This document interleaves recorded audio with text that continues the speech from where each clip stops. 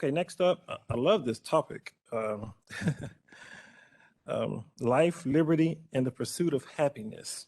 That's an acronym for the Sabine Pass to Galveston Bay S2G project. And here to present that topic is Michael Braden. He is the chief of the Mega Project Division. Mike came to the Galveston District from Louisville District. He has experience in being a Mega Project Division chief, working on the Homestead project years ago. And because of that success, he was chosen to actually lead the S2G project here in the Galveston District. And presenting with him is Nicole Sunstrum. She's the executive director of the Gulf Coast Protection District. And just a bit of history, Nicole worked for Texas Senator Larry Taylor as his everything, executive director, legislative director, his everything.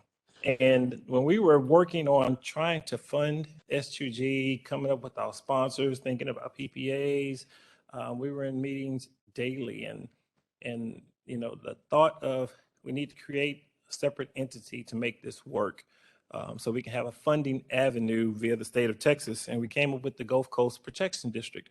And Nicole, with other offices, worked on the language for creating that office. And little did she know, she would become the executive director of the very office she wrote the language to create. So we're very fortunate to have her here with us, along with Michael Braden. So you have the floor.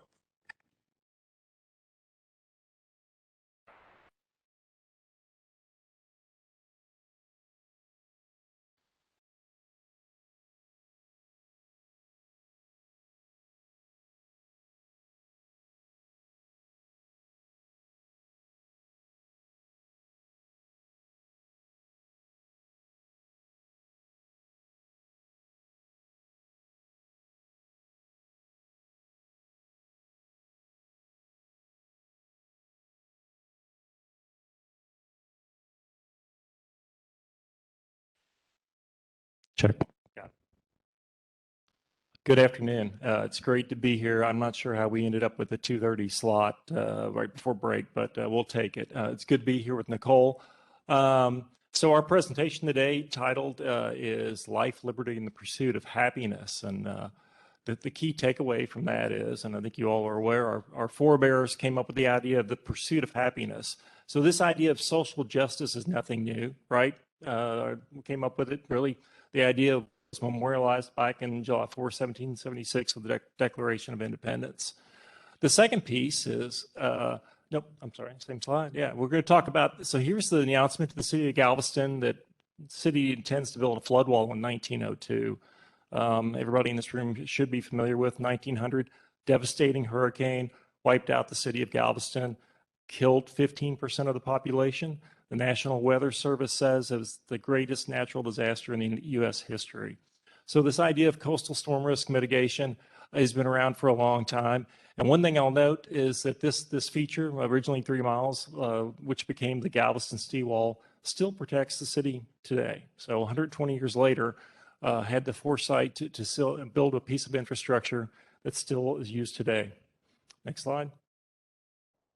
So very quickly, so when we got this task to talk about social justice and environmental justice, you know, Nicole and I panicked a little bit because the S2G program and the 3 coastal storm risk management projects, Port Arthur, Freeport, in Orange, that came out of it, you know, we didn't set out to do a social justice project, right?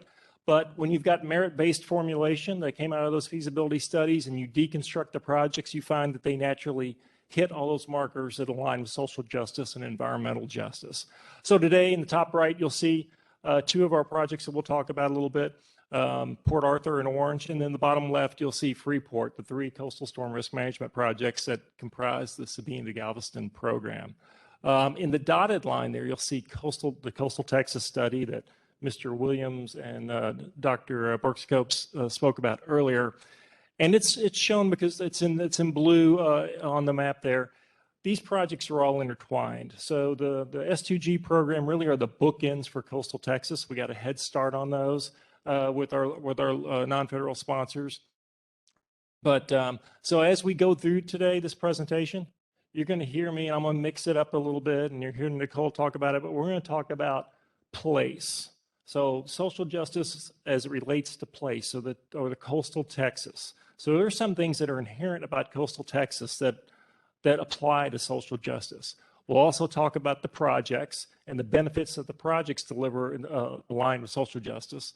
And then we'll also talk about process. So a lot of the process we use speaks directly to the tenets of social justice.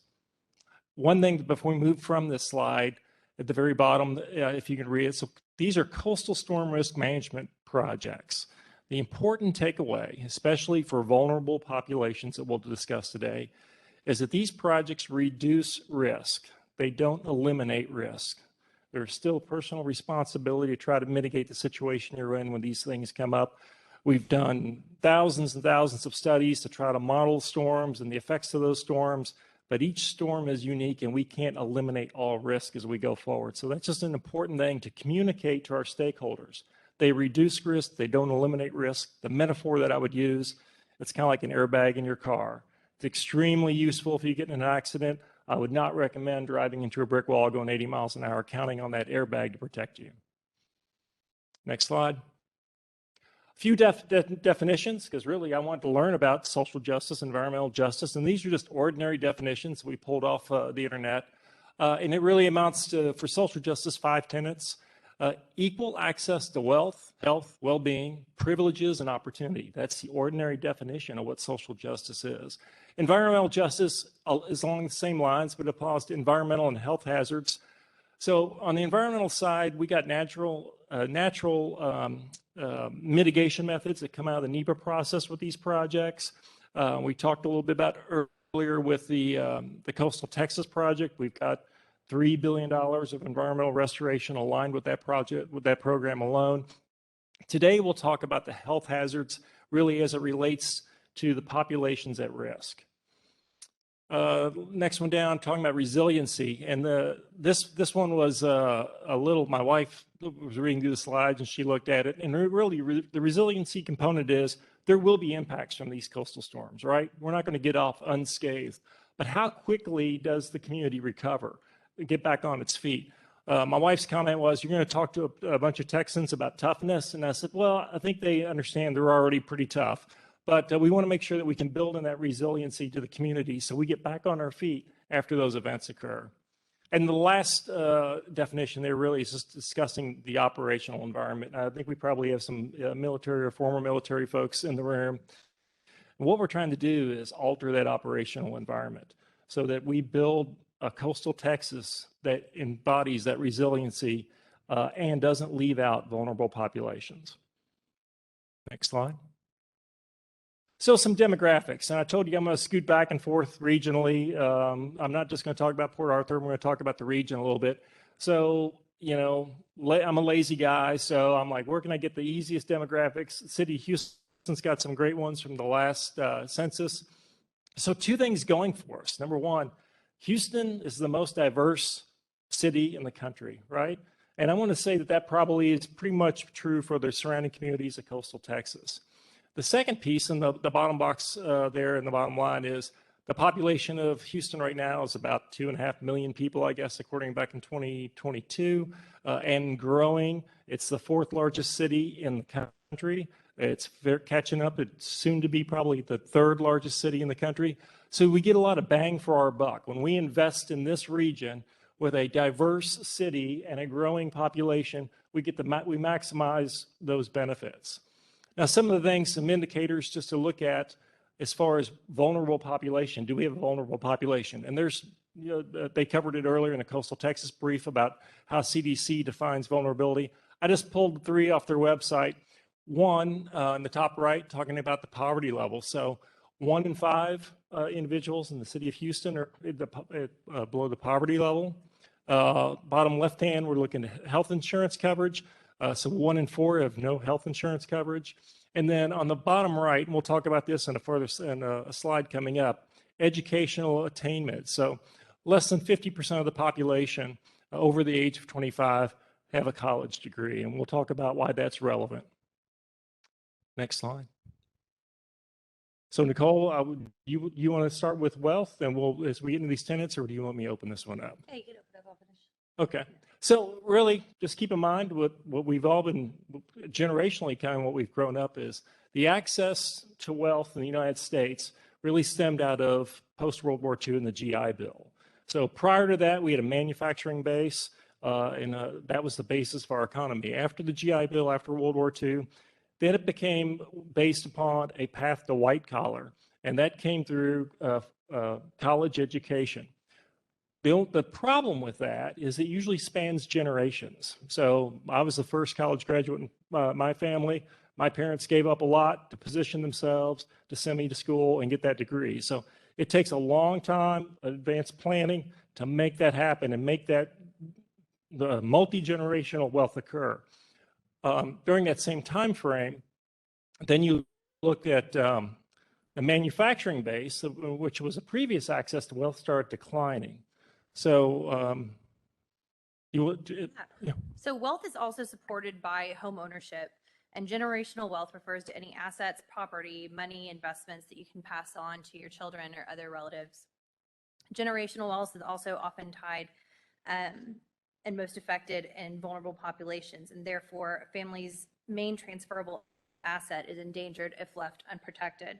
For example, a monthly mortgage can act as a forced savings account rather than rent. It can also provide space for multi-generational living, providing security for a generation of families. So one of the direct benefits, and it may seem obvious, but we want to make sure we state it. So these projects support direct intra-generational transfer of wealth. The construction and design pieces, tens of thousands of construction-related prime, subcontractor, and supplier jobs are created by these projects.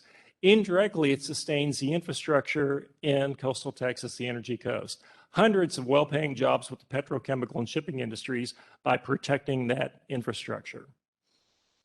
Next slide. So a couple things. So this may seem another obvious thing, but it's something as we broke it down. So these projects, coastal storm risk management projects, obviously protect the community from physical trauma and loss of life, right? The second thing that we noticed is that one of the leading causes of death and legacy illness is the loss of the facilities to treat folks after one of these significant events. So the hospitals take time to get back online. So once again, if you protect the infrastructure in the hospital after the event passes, you're more ready to serve the population at risk. On the right, a couple images, and I think we saw this a little bit earlier. So we just pulled from the Port Arthur project. And as we defined, you can see the vulnerable population in red of Port Arthur on the top. And that's the population that's currently protected by our designed and constructed, which is currently under construction. In the bottom, you can see the inundation map of that vulnerable population. So directly encompasses most of the vulnerable population up there on how we're addressing it with the construction of this project. And I think, yeah. So research finds that between 30 and 40% of victims exposed to hurricanes and disasters develop PTSD. For example, a study of areas ravaged by Hurricane Katrina found that PTSD and other mental health conditions worsened over time, and the proportion of people experiencing suicidal thoughts doubled after the first year. It also found that the more events or things that happen to you during the event, the more likely you are to experience higher levels of depression, anxiety, perceived stress, and PTSD symptoms. Next slide.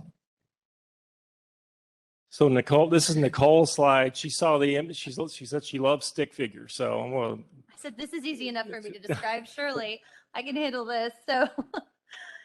So when you combine viewshed, affordability, recreation, and security, that kind of overall impacts your general quality of life.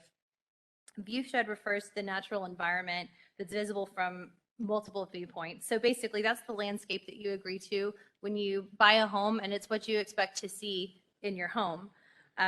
This right is taken really seriously, and local and state governments do have laws to protect that. So that's a big component of your quality of life. Affordability, of course, the closer you get to these storm susceptible areas, the worse affordability you're probably going to have due to a multitude of factors. Increased insurance costs, living farther from work, the cost to repair, rebuild a home, the cost to replace damaged belongings, all of that make it more expensive to live by the coast, and the instance of hurricanes and other severe storms exacerbate that. Security is similar to the last slide, the health slide, just mostly the peace of mind. It can be traumatizing to relive a storm or what we went through every time it rains, and we all know that in this part of the world that is often. And finally, recreation. The last benefit of being down here is that you're so close to everything. You've got better proximity to water sports, fishing, boating, scenic views, different recreation. So these things are all things we're also protecting with this project. Next slide. So a lot going on this slide. Colonel Bale always gets on my case about my slides aren't complicated enough. So we added more complexity. So really, privilege is a difficult thing to really articulate because it bleeds over into what's a right versus a privilege. But a couple things we'll talk about. I'm going to talk about the top line, infrastructure. And currently, the first block there on the left is information. And really, when you're looking at access to information, which is a vulnerable population that often doesn't have access to information. They're excluded from meetings and getting knowledge and information to them. So what you see there is just a screen capture of our story map. So Galveston District maintains these story maps, keeps them up to date about project status and where we're going and what the plan is. These are the same story maps that we use internally to brief from and update progress. So anybody in our population can be on the same page as we are on a daily basis to see what the plan is. The top middle one, utilities, we've had a lot of presentations that talked about it. So coastal Texas is the energy coast. So, obviously one, we're protecting that infrastructure. Two, we've been out and talked to our private sector stakeholders, Phillips 66, Dow, Valero, and they've all communicated back to us. They said, listen, we can get back up on our feet pretty quickly. What we're concerned about is protecting our population. I think that's a theme that was talked about a little bit earlier today. And that's what these projects do. They protect that population to support that industry to get back on their feet after this. The third piece about utilities I like to mention is that, the energy coast has got national impacts, right? So we saw with the Colonial Pipeline ransomware, the impacts to populations all up and down the East Coast. There are probably some folks here in this office in this room who felt the impacts of the ice storm last year and felt very vulnerable when the power went out. So protecting that infrastructure of these projects, and especially folks who don't have the means and methods to protect themselves and get them back on their feet are very important. Top right, transportation. So if you look out at driving in on Harborside, you can see the ports, you can see the shipping, you can see the rail yards. TxDOT's done a great job building interstates. One of the things I noticed, and this is one of those place things I mentioned earlier, is I don't know if it's a coincidence, probably not, that Southwest has one of their hubs. So once again, airline travel, which was usually a privilege of the upper class not 25 years ago, inaccessible to probably more than half the population. Today, through these low-cost carriers based in coastal Texas, so they've got a hub, maybe because of the energy supply, maybe because it's just geographic, but opens up access to virtually all the population. Once again, I think that's a key aspect to social justice. Would you like to talk about the participation pieces? Yeah, so I'll maybe start with public meetings. This is an actual picture from a GCPD meeting, and Byron gave a great introduction, but just to give you a little bit more, GCPD was created by the legislature in 2021 to be the non-federal sponsor of the Sabine to Galveston projects that are in the 5-county territory, and then also eventually coastal Texas. The GCPD meetings are public. We meet once monthly. They're completely open to the public, and our documents are always available as well. There's also going to be more public information sessions scheduled for later in the year. I believe Orange is going to have theirs at the end of the month in April. So there'll be multiple ways for the public to get information and to also interact with the entities that are involved. And speaking of the entities that are involved, mutual expectations, this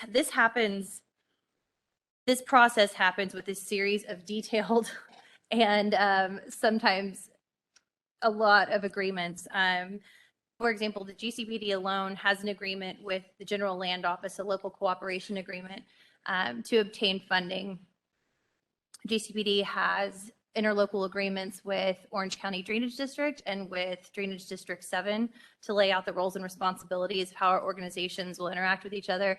And soon, to all the core people in the room. Fantastic. Soon, the GCPD will be signing a project partnership agreement for the projects that are in the orange territory. So this whole project is not without multiple layers of governments and organizations and planning.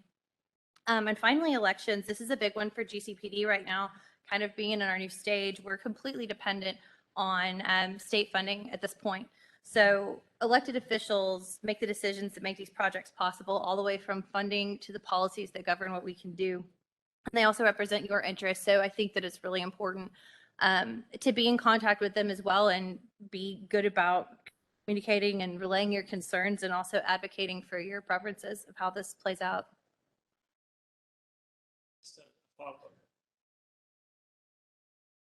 Just to follow up to the mutual expectation piece, another key aspect, and obviously because of the cost component, there's a dual side to it. But these projects are cost shared 35-65 between the non-federal sponsors and the federal government. And what that does is it increases the quality of the outcome. So it makes the non-federal sponsor and the locals stakeholders in the project. So the federal government doesn't come in and build something, and after it's built, everybody's like, why'd you build that? That's not what we wanted. When you're paying 35% of the bill, you're actively engaged. You're at all the meetings. You're reviewing all the designs. You're actively contributing to the output of the project, which drives a better outcome. Next slide. So a couple things on this slide. Number one, on the resources piece, those are all the logos I could find on the internet. So there are a lot of other contributors to this, but that is our tactical team that's currently executing the CSRM projects.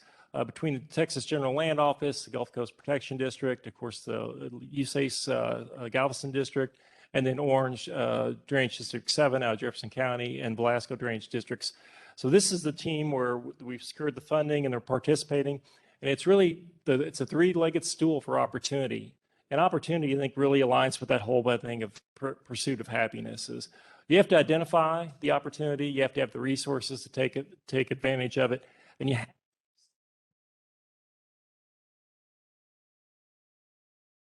take that one's back. All right. But you have to have stability to take advantage of it, right? If you're treading water all the time, you're not going to be able to see those opportunities and have the resources. So just a little, I'm a visual guy. So I think the lifespan of a sandcastle out here on Galveston Beach is about 12 hours because I think the tides, is that the way that works? And on the right, you see a monastery there in France. It's been there for over 1,000 years, and you see the community built up around it.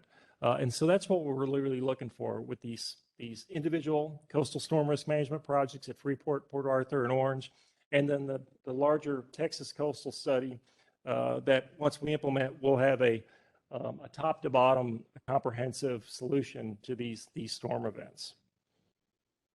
Do you have any comments on that one? No, that pretty much covered it, except that we really do have a long list of all of these partners that are necessary to the process. Besides the 6 with logos up here, our stakeholders are very varied across the board. We've got landowners, HOAs, of course, state and federal governments, the engineering community, academic institutions. Yep. Thank you, Texas A&M Galveston, environmental groups, industry, of course, ports. So we've heard from counties and cities. So that's just a small list I could think of. But the stakeholder list is pretty. It touches pretty much every sector you could imagine. Slide. So we start the presentation talking about social justice and talking about coastal storm risk management as not being anything new.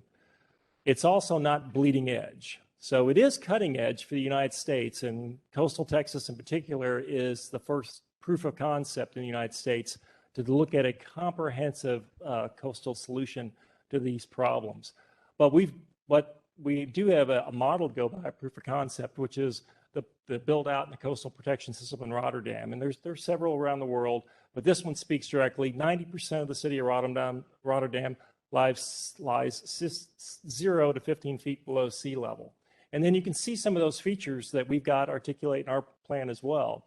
And what we're really looking for in the outcome of this is a resilient community where the vulnerable population participates in the benefits of that resilient community. So You can see there the downtown Rotterdam in the top left, a couple of recreational opportunities. Top right, you see some sector gates that look very familiar that we may see out here shortly. Any comments, Nicole? Good. And so with that, I will stop, and I think Nicole's there, and we'll take any questions.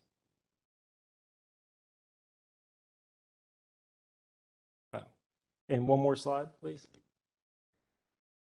So if you do have a question and you're just a little apprehensive about maybe asking it in this form or whatever, here's our website for Galveston District. At the bottom, you'll see the location for the website and then a link to our story maps. Yes, sir. Yes. Thank you. Is the state of Texas handling the 35% non-federal match for Orange? So to date, the state of Texas has done 2 funding appropriations. And Mr. Williams can give me the exact dates, but I think one was 18 and one was maybe in 2020. 19 and 21. 19 and 21. I'm sorry, Nicole. 19 and 21. Yep. Of $200 million apiece, and then between the General Land Office and Gulf Coast Protection District in a legacy capacity, we'll ferret that out to the local drainage districts to support those projects.